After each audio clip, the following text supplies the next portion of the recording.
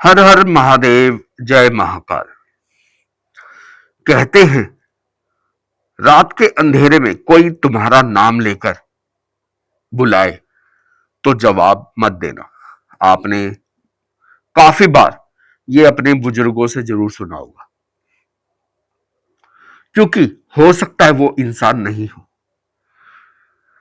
लेकिन इस गांव में मामला उससे भी ज्यादा खतरनाक था। यहां लोग किसी आवाज से नहीं, बल्कि एक औरत से डरते थे। एक ऐसी औरत जो दिखती थी बेहद खूबसूरत, जिसकी आंखों में ऐसा जादू था कि कोई भी मर्द खुद को रोक नहीं पाता। लेकिन जो उसके पास गया वो कभी वापस नहीं आया। लोग कहते हैं वो कोई आम चुड़ैल नहीं है, वो एक ऐसी डायन है जिसकी भूख सिर्फ खून की नहीं, बल्कि इंसानों की आत्मा और उनकी कमजोरी की। रात के 12 बजे के बाद वो सुनसान रास्तों पर दिखाई देती है, पायल की हल्की हल्की आवाज के साथ। और जैसे ही कोई उसकी तरफ देखता है, उसकी जिंदगी उसी पल से खत्म होने लगती है। क्योंकि वो तुम्हें मारती नहीं, पहले तुम्हें अपने वश में करती है। तुम्हारे डर, तुम्हारी इच्छाओं और तुम्हारी तन्हाई से खेलती है। और जब तुम पूरी तरह उसके जाल में फंस जाते हो, तब वो तुम्हें ऐसी मौत देती है जिसका कोई निशान तक नहीं मिलता। सबसे डर वाली बात यह है, गांव के बुजुर्ग कहते हैं ये डायन हर उस इंसान को ढूंढती है जो अंदर से कमजोर हो, अकेला हो या किसी चाहत में डूबा हो। और इस बार उसकी नजर पड़ी थी राहुल पर, एक ऐसा लड़का जिसने इन बातों पर जरा भी विश्वास नहीं किया था। लेकिन उसे क्या पता था कि जिस रात उसने पहली बार उस औरत की पायल की आवाज सुनी, उसी रात उसकी जिंदगी का आखिरी सुरक्षित दिन था। तो दोस्तों, स्वागत है आपका कहानी मंगल चैनल पर। आज की ये कहानी है डायन की। तो कहानी शुरू करते हैं। रात का समय था, लेकिन वो आम रात नहीं थी। आसमान में चांद पूरा था। फिर भी गांव के उस पुराने हिस्से में एक अजीब सा अंधेरा पसरा हुआ था। हवा चल रही थी, मगर उसमें ठंडक नहीं। एक अजीब सी एक अजीब सी चीज थी, जैसे कोई सड़ी हुई चीजें बहुत समय से वहां छुपी हो। गांव के लोग उस जगह को काली बाड़ी कहते थे, क्योंकि वहां जाने वाला शायद ही कभी वापस आता था। राहुल, जो शहर से अपने पुश्तैनी घर आया था, इन बातों पर विश्वास नहीं करता था। उसे लगता था ये सब गांव वालों के अंधविश्वास है। लेकिन उसे क्या पता था कि इस बार वो खुद उस सच्चाई से टकराने वाला है जो उसकी आत्मा तक हिला देगी।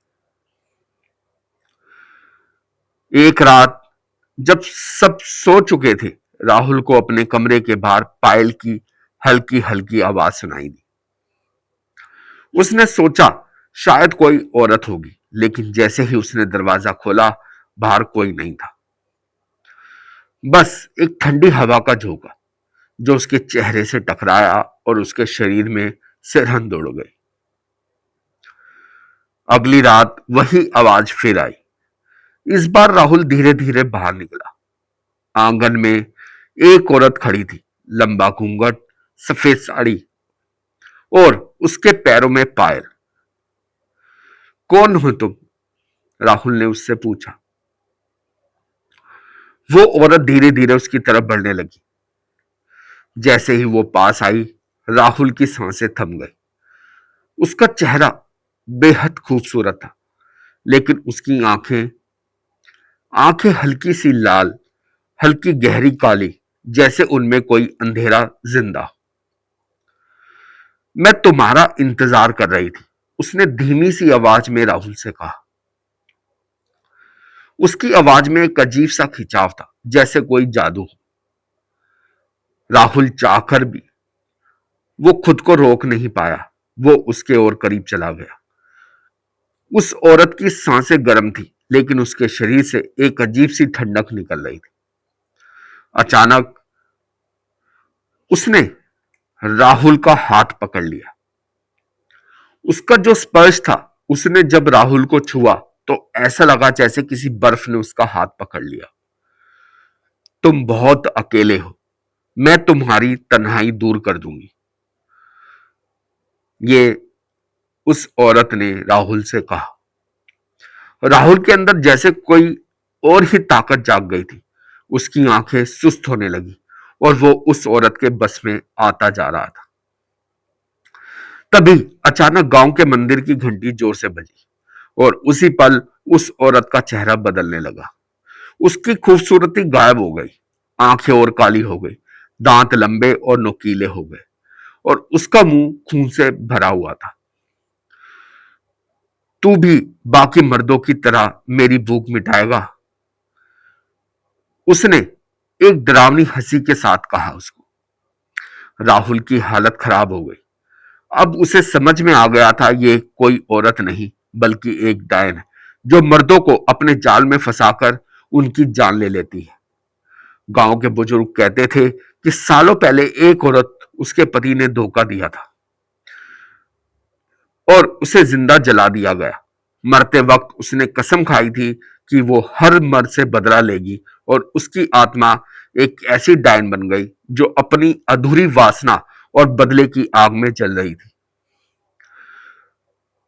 राहुल पीछे हटने लगा, लेकिन डायन ने उसे कसकर पकड़ लिया। भागने की कोशिश मत कर, अब तू मेरा है।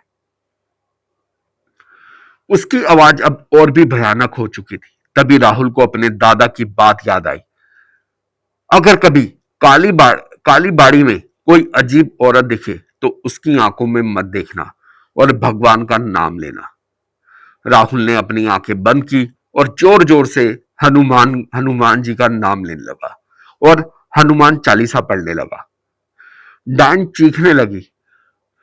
उसका शरीर जलने लगा जैसे कोई अदृश्य शक्ति उसे रोक रही हो।